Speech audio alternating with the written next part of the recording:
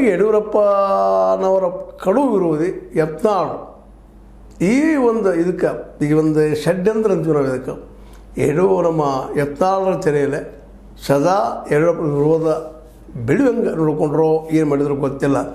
But ಯಡಿಯೂರಪ್ಪರ ವಿರೋಧವಾಗಿ ಅವ್ರು ನಿಲ್ಲಿಸಿ ಅವ್ರ ರಾಜಕೀಯ ಕರಿಯರನ್ನ ಒಂದು ರೀತಿ ಬಿ ಜೆ ಪಿಯಲ್ಲಿ ಇಲ್ಲಂಗೆ ಮಾಡಿದರು ಅನ್ನುವಂಥದ್ದು.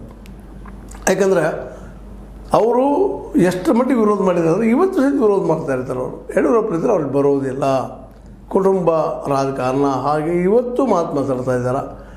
ಜೊತೆಗೆ ನಾವಿನ್ನಲ್ಲಿ ಹೋಗೋ ಅವಶ್ಯಕತೆ ಇಲ್ಲ, ಬಿ ಜೆ ಪಿಗೆ ನಾವು ಅಲ್ಲಿ ಯಡಿಯೂರಪ್ಪ ಇದ್ದಾರೆ ನಾವು ಹೋಗೋದಿಲ್ಲ, ನಮ್ಗೆ ಸಂಬಂಧ ಇಲ್ಲ ಅನ್ನೋ ಮಾತುಗಳ ಸಹಿತ ಕೇಳಿದಾಗ ನಿಜವಾಗಿಯೂ ಯಡಿಯೂರಪ್ಪನವರು ಒಂದು ಹಂತದವರೆಗೆ ಗೆದ್ದು ಬಿಟ್ಟಿದ್ದಾರೆ ಇವತ್ತು.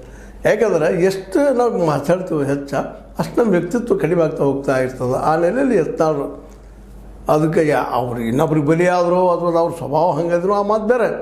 ಆದರೆ ಬಿ ಜೆ ಪಿಯಲ್ಲಿ ಮಾತ್ರ ಇನ್ನು ಮೋಸ್ಟ್ ಪ್ರಾಬಬ್ಲಿ ಎಂಟ್ರಿ ಕಡಿಮೆನಂತ ಈಗ ಹೇಳ್ತಾ ಇದ್ದಾರೆ. ಅವ್ರು ಈ ಸೋಮಣ್ಣ ಮಾಡಲಿ ಅಥವಾ ಅವ್ರನ್ನ ಬಿಟ್ಟು ಯಾರನ್ನ ಮಾಡಿದ್ರು ನಾವು ಬರ್ತೀನಿ ಈ ಪಾರ್ಟಿಗೆ ಅಂತಾರೆ. ಬಟ್ ಪಾರ್ಟಿಗೆ ಕರೆಯಾಕೈತಿದ್ದಾರೆ ಅವ್ರು ಯಾರು ಅಂತಂದ್ರೆ ಇವ್ರ ಮಿತ್ರರು, ಹಳಿ ಮಿತ್ರರು. ಆದರೆ ಅವರ ರಾಜಕೀಯ ಅಸ್ತಿತ್ವನೇ ಇವತ್ತಿದ್ದಂಗೆ ಆಗಿದೆ. ಯಾಕಂದ್ರೆ ಓಪನ್ನಾಗಿ ಅವ್ರು ಯಾರು ಇವ್ರ ಪರವಾಗಿ ಜೋರಾಗಿ ಮಾತಾಡೋ ಸ್ಥಿತಿಯಾಗಿಲ್ಲ. ಹೆಚ್ಚು ಜೋರಾಗಿ ಯತ್ನಾಳ ಪರವಾಗಿ ಬ್ಯಾಟ್ ಬೀಸಿದ್ರೆ ಅವರು ಮನೆಗೆ ಹೋಗುವಂಥದ್ದು, ಪಾರ್ಟಿಯಿಂದ ಹೊರಗೆ ಹೋಗುವಂಥ ಅವಕಾಶಗಳು ಹೆಚ್ಚಾಗಿದೆ ಅನ್ನೋದು ಇಲ್ಲಿ ಗಮನಿಸಬೇಕಾಗಿದೆ.